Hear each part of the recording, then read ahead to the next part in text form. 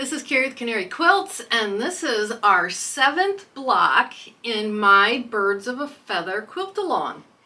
If you're following along with me, I am part of Fat Quarter Shop's Solid of the Month Club. And this year their club is, the colors are based on North American birds. So each month is a different bird.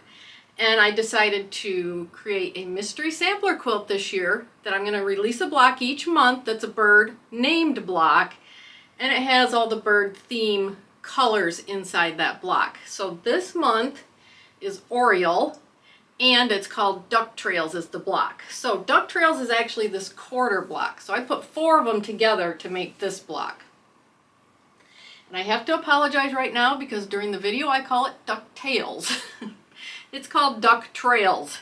So I'm sorry in advance for doing that. But anyway, what I'm going to do in this video in particular is this isn't a hard block to put together. Duck Trails isn't hard at all. It's keeping track of the colors because each flying goose has different colors and every single flying goose has a different color corner. So I show you how I manage my colors and my quarters. So that's what I'm going to do in this video in particular. Because once we manage our flying geese, the block's really easy to put together. So that's what I'm going to do today, and the cuts are really easy, so there's really nothing other than managing colors in this. And I love how the stripes came out here. It looks really pretty like that in the orange. I'm just a fan of orange anyway. It's one of my favorite colors. But anyway, I went ahead and did the sashing like I've been doing. Here's all the other 6 months we got here. And I've already put them together. It's really just matching seams here. That's about it in the sashing. I do have the sashing. Last month I did a sashing revisit for the how to put the sashing together. So that's in last month's video, which I'll link down below. But you can do any sashing you want in this. You don't even have to be a part of the club to do these blocks. You can just grab these colored blocks out of your stash or whatever you want to do and do this with us. So I'll have a link to this to my website down below. I have a link to this Fat Quarter bundle if you're interested. I think all of these Fat Quarter bundles are available. So I can link those if you're interested. But anyway, yeah, I've already started putting it together. This one is going to go right here below the green parakeet. I'm going to throw up what I expect the whole quilt to look like up to this point because it is a mystery. So each month I release the mystery quilt block. So anyway, some other things we got going on the channel if you want to hit subscribe and hit the notification bell so you get notified when I put content out is we're doing this sew along, which is Witch's Night Out by It's So Emma. And that's a sew along we're doing. We're doing a pumpkin and an icon each week. So last week we did the pumpkins and the cauldron, and then there's an example of other pumpkins we've done, and we've done the black cat.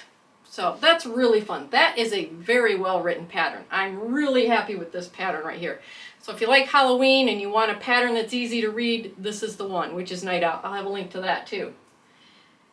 This is an example of just the Roadside Harvest pieces we're doing. That quilt is going together next week.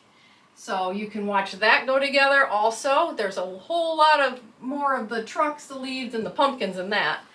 And then Fat Quarter Shop has this free quilt along right there. That is called Evergreen, and it's a 5-week thing they're doing where they release it looks like they're releasing a row each week. And then it looks like we're going to have a Christmas tree in the end. So I have a link to that down below too. So there's lots of fun stuff. And I've got even more planned. So let's get started on our Oriole, our July Oriole Duck Trails block. You can get this pattern and other patterns at our library access page at canaryquilts.com. Click on the library access and it will take you to the page where you can sign up and get the password to get into the free resource library, or you can click there if you have the password. Enter the library and you can type in the password at this time and it'll give you access to all our free patterns that we have up there. This pattern and other patterns are available on this website for you to download. Thank you very much for watching this video. Let's get started with the July Oriole Duck Trails block. And if you've been with me, you know I'm using Fat Quarters Shop Solid of the Month Club. And this year it's based on bird colors, North American bird colors. So we're on month 7 and it's Oriole. And I chose the DuckTales block for this. And actually what I did was a quarter of this is DuckTales. So I put 4 DuckTales together to get this type of block. And the cuts are very simple. It's going to be more like putting a puzzle together for this, because we have several flying geese and they all have different color corners, and you got to keep track of which color goes in which corner if you're following along with me with the 12 colors. Other than that, we just have 4. I'm going to put it together in quarters. And another thing I've done is I've gone ahead and marked the quarters. This is quarter 1, quarter 2, quarter 3, quarter 4. I've got them back here, and I've got the flying geese units labeled for each quarter that we need to do. And what's nice about this is that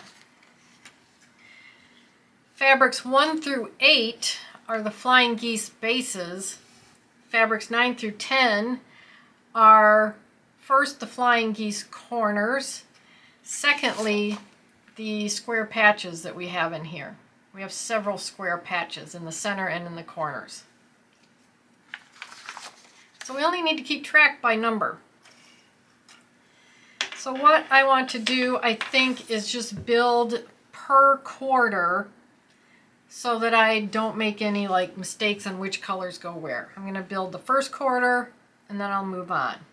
So this is what I've got. I've just labeled them by the numbers of the fabrics, and that's it. So let me get started setting up for my first quarter of flying geese. In the pattern here, this isn't the final pattern, I have listed from left to right how we need to set these up, and that's with the point at the top. So my first one is going to be a 1 flying goose base, and I need 11 and 12. So I'm only going to need 11 and 12. Let's see. I need B1, B7, B8, and B6 actually for this first one. But let's start with B1, and I only need 1 because the other one's going to go in a different block. So here's my B1. The way I have it labeled is I've got A11, so that's the left-hand side. Then I have B1, and then I have A12. And that's going to be the right-hand side. So the point will be up here. So we need to mark our diagonals there. And sew it just like that. And then we have B7, and that's sandwiched with A11 on the right and 12 on the left. And then we have B8. And B8 has A11 on the left and 12 on the right. And then B6, which has 12 on the left, 11 on the right. All right. So we need to make these flying geese units. We want to mark our diagonal from here and here on all of these so that we get this color combination. I'm leaving these out so I can remember which colors match these numbers for now. So I'm going to get started. Draw a diagonal, sew on the diagonal, trim 1/4 inch, iron towards the corner. There's the first half done. I trimmed 1/4 inch from my seam, and now I'm going to iron towards the corner. All right, now I'm going to add the opposite color, so that I have 2 different colors on my flying goose base. So this one would need an orange, this one would need a red. just want to state that's how I'm doing it so that I can kind of mass produce my first quarter. All right, here's my flying geese, finished. I left them next to the numbers here so I know which one's which. And now I'm going to put together my first quarter based on this diagram. So we need 4 A12s, and they're going to go in a diagonal like this. And we need 4 A11s, which are going to go in a diagonal like this. Now I'm going to use my diagram to see that I need the B1 base flying goose to go here, and my colors all line up right here. B7 goes over here, and my colors all line up in this corner. B8 goes down here, all my colors line up, and then B6, and when I'm saying that, I'm talking about these numbers, goes right here. So that's the layout of our block. Let me pull it over here. So we have a row and basically a row. And what we want to do is we can put the 4 patch together, iron towards the red pieces. Then when you put these two together, this will nest right here. And then we'll put these 2 rows together, and we'll always iron towards the patches. And then when we put these flying geese on, we'll line up this point, these points right here with our seams, and we'll iron towards the patches. So then this right here will all nest together. I mean, it's kind of a 9 patch in a way, except for the little 4 patch in the middle. So that's how I'm going to assemble my first quarter, and then I'll come back and show it to you. So I just wanted to show you that I sewed this corner onto the flying goose. I sewed the two of the 4 patches together like that, and this all at the same time. So I'm kind of like chain piecing.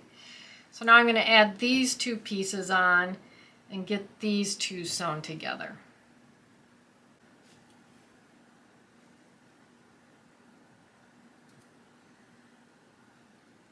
Alright, so when you put your pieces back from sewing them together, make sure you get them in the right spot. Like this color needs to go up here, and this color needs to go on the bottom.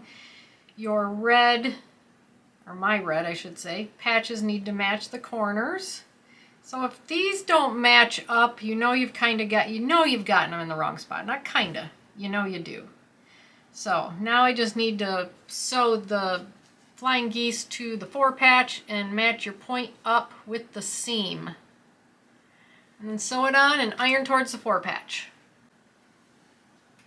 Alright, I got my 3 rows all put together. I've checked with my diagram that I've got the colors in the right spot and my corners match colors. So I'm good to go. So we want to match the seams, and we want to match that point in the middle with the 4 patch seam. And sew these together, and let's iron towards the middle row. Alright, there's my finished quarter 1, the top left. So I'm going to move on to quarter 2, which is the bottom right corner, because I want that means my red's going to flow like this. So that's why I did it that way. Put that aside real quick. Now that we know how to do it, we're going to be working with the the other 4 flying geese bases. 4, 2, 5, and 3, and still we're working with 11 and 12. That's why I ordered them the way I did. So B4 has 11 and 12, just like this. And B2 has 12 and 11, 11, 12. So they kind of alternate. There is kind of a pattern there. So just like that. And then these are the patches we're going to need to finish the block out. So I'm going to make these flying geese. I'm going to lay the block out just like I did and put it together. And that's how I'm going to do all of my quarters. So when you get to quarter 3 and quarter 4, you're going to be working with 9 and 10 colors and these last of all the flying geese bases. So it's going to be exactly the same. It's just going to be a puzzle of putting these colors together. So let me get finished up and show you what it looks like. All right, got all my pieces done per my little puzzle key here. And then I put them on top of each other. So this is quarter 1, quarter 2, quarter 3, quarter 4 with the top number in the top block. So quarter 1 is the top left. Quarter 2 is the bottom right, and we've got this red line. Quarter 3 is the top right, and these colors match, and quarter 4 is down here. There we go. These colors match, these match, these match, these match. Our colors come through, that's the same color, that's the same color. I think I did it. I think I did it. All right, what a puzzle. So now we have a 4 patch to put together. Whoops. And let's iron towards the blocks that have the red stripe. Or it would be A12. How's that sound? So just match your seams and put it together, and yeah, it's just a 4 patch. All right, 7th block, July Oriole DuckTales block. And turned out really pretty. I like it. Oh goodness, I could pick strings all day, I feel like. Anyway, to cut it out, it's not too hard. And because I'm using 12 colors, it really does make it a puzzle to put together, but it's a fun puzzle, I think. I feel like it's a fun puzzle. I like doing it. Let me know what you think. Let me know if you're making the block. But I had a lot of fun doing this. I'm going to put the sashing on. I do every month. I already have my first 6 blocks assembled, but I need to pick out a color for my sashing. So let me do that, and I'll show you real quick when I come back. All right, there we go with the sashing. That looks beautiful. I love orange. So probably the biggest takeaway with this is the block isn't too hard to construct. It's since I had 12 colors, you really had to keep track of your colors. And I usually kept the number on the color as long as I could, so that I could keep track of where I was in this block. And then I just stacked my blocks on top of each other as I was done. So I had 1, 2, let's see, 3, 4, I think it is. Yep. So that when I was done, I could just take one off and put them where they're supposed to go. But anyway, there you go. I hope you have fun making this block. I had a lot of fun making this block. I think it turned out beautiful. And hit the subscribe button, notification bell. You get notified every time I do one of these blocks and all the other fun stuff we got going on here. And I'll see you in the next video. Bye.